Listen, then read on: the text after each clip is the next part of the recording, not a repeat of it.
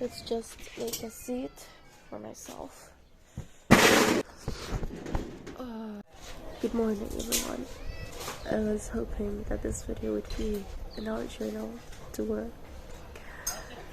but unfortunately, life is crazy, and the movie is getting I don't want to say more exciting, but more unexpected. I feel like each day is becoming harder than the past one. I don't know why I'm sharing this, but I'm just trying to give myself a little bit of safety that I'm putting my journey out there, so if anything happens, the world would know that I'm not a number. Maybe I'm seen and heard, because the whole world is acting as if we are numbers, and this is, I don't know, this is inhumane, if I could explain it in one word. I have literally no words. Now, I'm gonna tell you the story of our evacuation and how it all started, what happened from my family's point of view, because I don't know, would I say unfortunately or fortunately, I wasn't there. My dad was at the living rooms. He decided, why not check on the balcony? And he checked on the balcony, like, with really by chance, and he saw someone down in the streets telling the whole building to evacuate. He was like, come on down, you're evacuating. And my dad was like shocked, you know. He wasn't knowing, like, if he saw the guy like at the first of his signs, you know, over the first time he was trying to give us the message, or was he late getting the message. So he rushed the whole family to just get out of the home without spending a lot of time in the apartment, because safety is the most important thing. And they've all rushed into the stairs, like not knowing where to go. It's just true. I'm not like just saying like, oh, we're in evacuations, we don't know where to go or what to do. This is real. When you suddenly put into two options, it's whether you die or live, and you have only 15 minutes. 15 minutes. What would you take? Would you take your clothes, your devices? Would you take like blankets, mattresses? What would you take? Of course nothing. Now they all went to the streets, and after the explosion happened, our things, as I show you, got flown away from the apartment. As you can see, our sofas, our blankets, our clothes, they're all into the streets, into the dust, into the rubbles. Good morning, everyone. This is our sofas, as I stated previously. They got flown by the explosion, and here is the area we're sheltering in till now, temporarily. As you can see, it's all destroyed and full of rubbles and tents all over the place. I woke up feeling sick, both physically and mentally. These are clothes that got flown by the explosion. These also get flown, you know, like, I feel God is trying to ease the situation for us. I'm here, like, just saying, oh my gosh, I really wish that I have took my art and my journals, because I've been journaling like for around 3-4 years, so I have all my plans, all my point of views, all my like self in these journals, but unfortunately they're all gone. and of course my dad and my brother were trying so hard to collect our flown things into the streets, because now we have nothing, so anything would save us. I got really tired, as you can see, running nose, sore throat. Last night was horrible. I wasn't able to sleep at all. It was really tiring. Surprisingly, also all my siblings and friends and family are the same. But I'm not really sure, like, are we tired or sick because of the environment, you know, and the disease, or because of the big loss we've had. So ourselves just turned this disaster into a sickness, you know what I mean? How my father found our papers, like the apartment contract and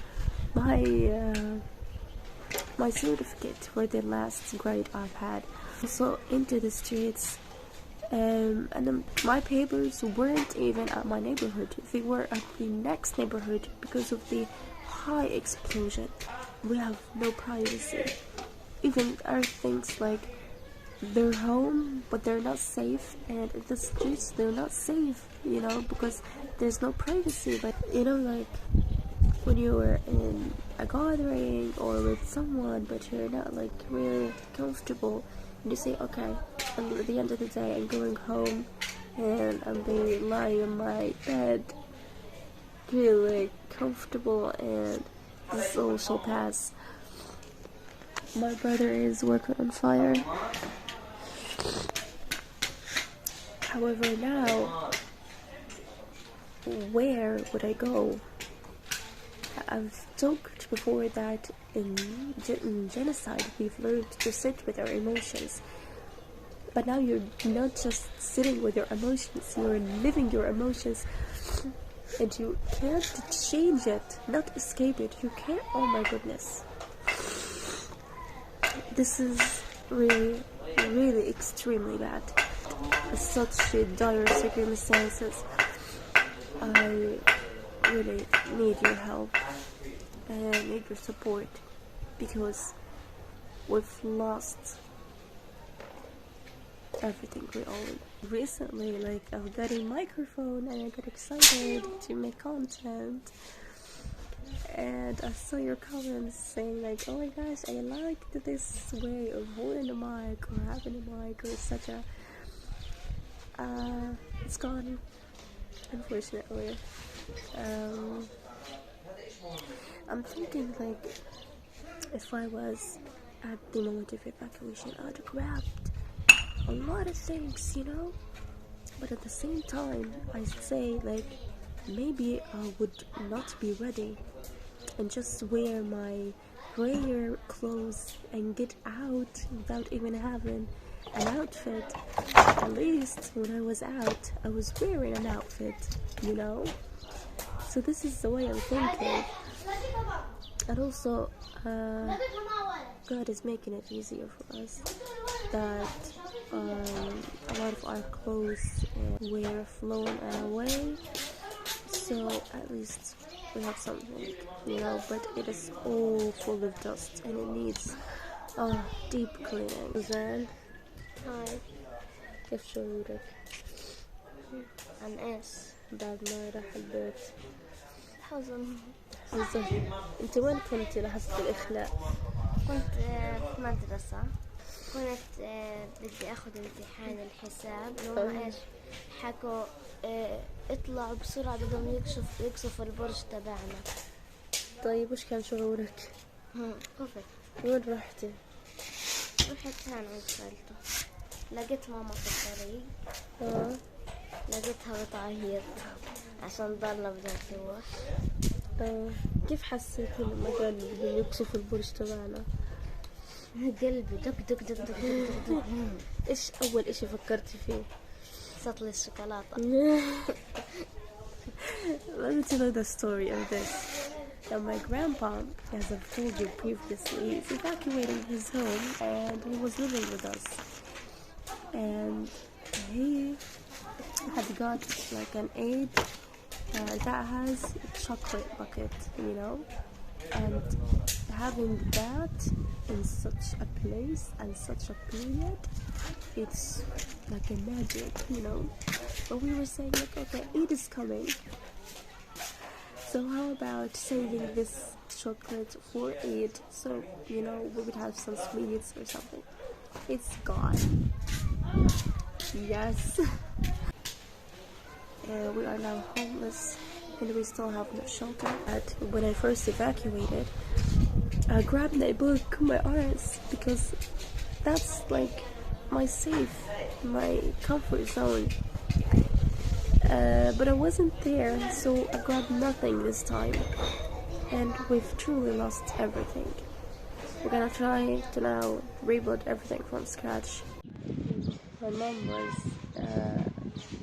crying and she was telling my aunties the moment she arrived that if Randa was there, because I'm always thinking logical, you know, I kind of get affected by these stressing situations. So if I was there, I would have helped her grabbing things, etc. Now we woke up and we're making our breakfast using our sofas. Our sofas are really good for the fire. Look.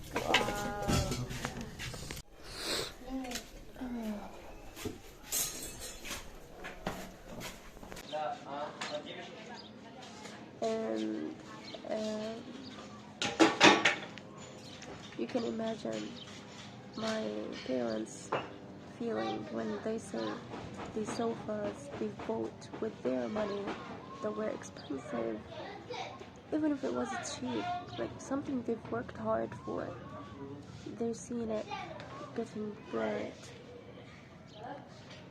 If I could imagine their situation, I would make it like as if I was burning my books.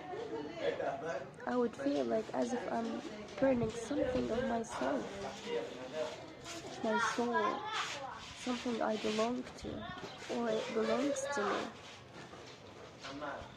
I know we've always said like, do not get attached to things, do not get attached to whatever, but because we've been homeless for 15 months in the south, and the moment we were able to came back to the north and we've seen our home still and everything was perfect and we were so happy. Okay, we're gonna start our life again.